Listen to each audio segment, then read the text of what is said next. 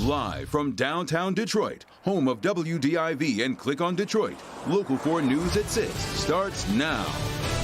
A big new effort to clean up part of the mess left behind by the man blamed for that toxic green ooze that leaked onto I-696. One local school district is heading into fall with what they call a hybrid plan. So how does that work, actually? Police arrest a drunk driving suspect who may have gotten away if not for some neighbors who had had enough of dangerous driving. Glad you're with us for Local 4 News at 6. We've all had that feeling. You're outside working in the yard. You see someone zooming through your neighborhood at ridiculous speed. You want to do something. Yeah, well, one local mother did more than yell or shake her fist. She and her neighbors risked their own safety to make sure no one else was put in danger. Local 4 defender Sean Lay takes us through this wild scene in Warren. Here's Warren Police cruiser camera video of them arriving to the St. Anne's neighborhood last night. They took 20-year-old Lillian Valente of Sterling Heights into custody and say she was driving drunk and not taking this seriously. What's your name? Don't worry about it. 0.2, which is more than twice the legal limit. Who was taking this seriously? The moms and dads who live here. We just see out of the corner of our eye and hear this vroom, and this car just flew by. Melissa Gordon, and that's not normal around here, is a mother of 4 kids. A speeding, swerving driver on Knollwood brought her and her neighbors out of their homes last night. It was so unusual and so fast, people came out of their homes. Yes. I took it upon myself to get in my car to follow the car. What made you do that? I wanted to make sure, one, she didn't hurt anybody. I wanted to make sure she didn't hurt herself. And again, to just make sure she didn't come back here. Here's what happened next. Citizens arrest. Melissa wasn't alone. She and another neighbor boxed Valente in. Dozens of others crowded the street, so the 20-year-old couldn't continue on. A mom of 4, though, blocking someone in, that can be dangerous. It can be, yes. What happened? At that point, it just was natural instinct. Police say Valente got out stumbling and she was arrested for drunk driving. She thought she was where? She thought she was in Traverse City.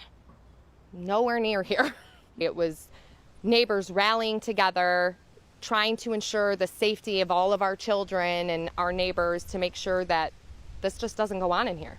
Police say the 20-year-old driver, this is her second offense. Melissa says she would do what she did last night again. She and others here will not tolerate dangerous driving.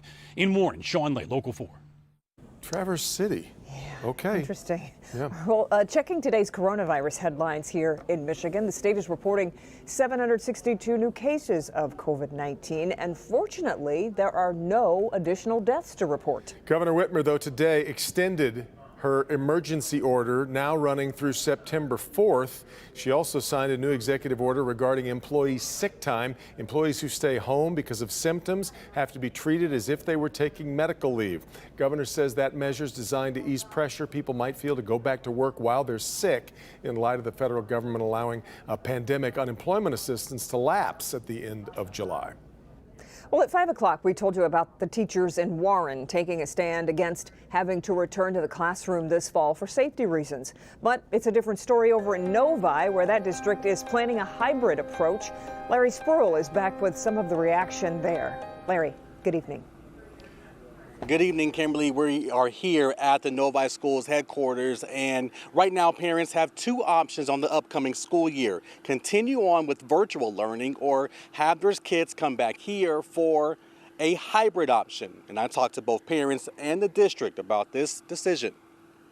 My youngest is going into 3rd and my oldest is going into 5th. And Katie Constantine tells me she's facing a tough decision on whether to send her kids back to school or keep them at home. I've been going back and forth with a lot of people trying to figure out what are we going to do, and I still don't know. Even after the board meeting last night, it's still very up in the air. I'm worried about the virus, obviously. My kids are worried about the virus. Why I'm going to support this. Novi School Board voted 4-3 Thursday night to approve its back to school plan. Assistant Superintendent of Academic Services, Dr. R.J. Weber, tells me the plan is to give parents 2 options: virtual learning at home or a hybrid learning plan in person. And what that means is right now it will look like 2 days a week in school for students, with additional resources and additional asynchronous learning opportunities in the days that they're not here. I asked Dr. Weber how will this plan work. He tells me they're still figuring out the exact details, but gave me an example on how it could work. But again, nothing is set in stone. So in a hybrid model, what that would mean is, let's say a student would be with their teacher Monday and Wednesday. So half of the class Monday and Wednesday. The other half of the class there Tuesday and Thursday. Friday would be a day for teacher collaboration and deep cleaning. We are in a time where there is no great option. We are in a time where we have to give each other grace and where we have to understand the solutions that we are coming up with are solutions that we would have never chosen March 12th. And Dr. Weber also says they will continue on with safety protocols while everyone is inside the school building here. We're talking about social distancing. Teachers and students will all wear masks, and there will be a lot of cleaning. Meanwhile, parents have until next Wednesday to make a final decision. We're live in Novi tonight. Larry Spruill, Local 4. Okay, Larry, thanks a lot. Well, we know you have questions, struggles, and challenges with making sure the best decisions are made for you and your children. That's why Local 4 is holding an Education for All town hall this Thursday at 7, a week from yesterday. On our website, go to clickondetroit.com. Devin Skillion, Paula Tutman will be joined by education leaders from all across Metro Detroit to answer your questions. So please submit your questions now on our website, clickondetroit.com, then watch online Thursday at 7. A bit warmer today, but we're given just a lot of thanks. The humidity's not been so bad. Yeah, it's been really nice. Let's check in with Ben for a look at the weather. Yeah, humidity is coming, guys. We know we're not done with that forever, but at least this stretch has been very comfortable. As we look outside, we've got some sunshine mixing it up with some of those cumulus clouds out there today as well.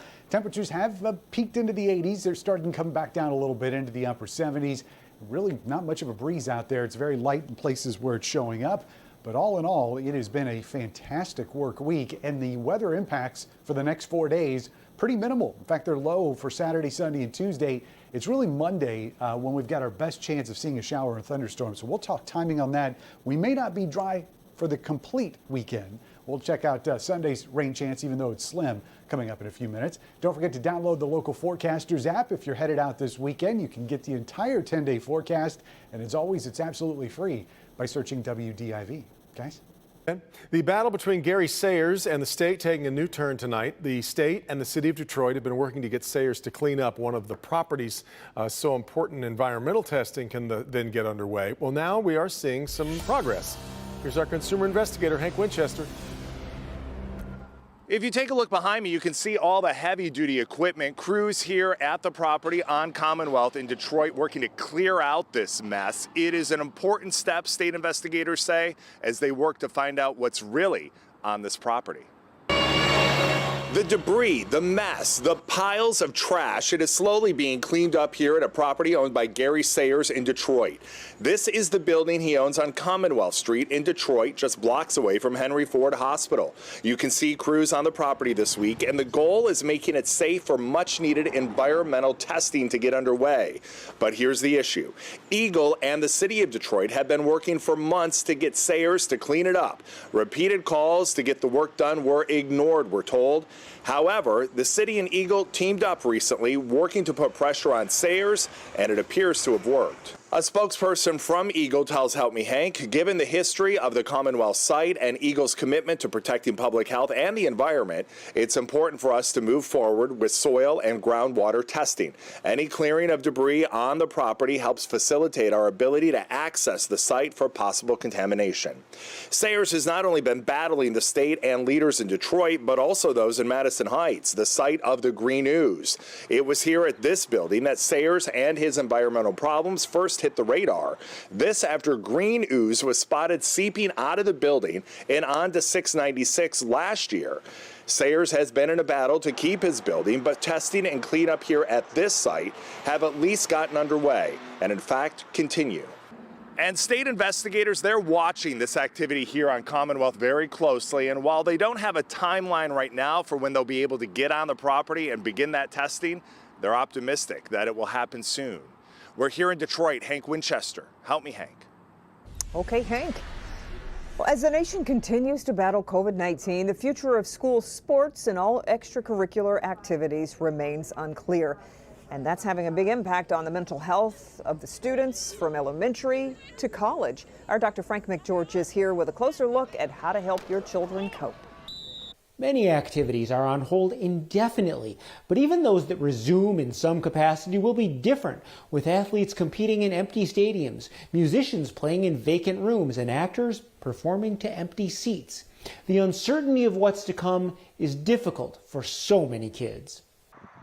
Playing high school football is something Mason Ziegler has been working toward most of his life, but his first season isn't going as expected. Not knowing if you're going to be able to play or anything you can do with it, not knowing what you can do about it, it's kind of difficult. It's a struggle that students are having at every level.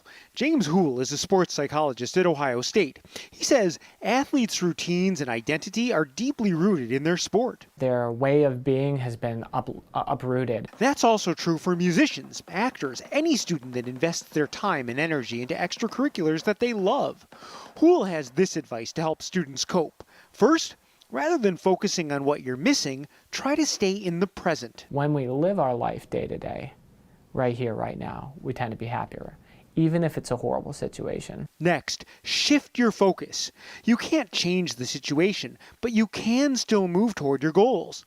Spend solo time working on your skills or find a new interest to fill your time. Catching your mind going to all these uncertainty and come back to, well, what can I do right now? You know, and that finding a joy in other new avenues can bring a lot of solace during a time of uncertainty. Finally, seek connections to talk about your struggles. Many teams continue to meet virtually. We want them to know that they're not alone and they have a shared experience. Mason says he'll be ready for the day he can finally take the field with his teammates. Just trying to take this season as it is and work through it. Hoping next season will be good and the following seasons will be better. Now, even if students can't practice with their team or group, it's still a good idea to keep a consistent practice schedule. For many kids, the loss of extracurriculars is more significant than the issue of going to school. It's important for parents to acknowledge this and help them find ways to cope. Back to you. There it is. All right, Frank. The head of the Postal Service announcing some major changes amid concerns over mail delays and the coming November election. We'll have it coming up, and here's Jamie Edmonds. A Metro Detroit race car driver hoping to inspire when he races this weekend at MIS. Who he races for, next on Local 4.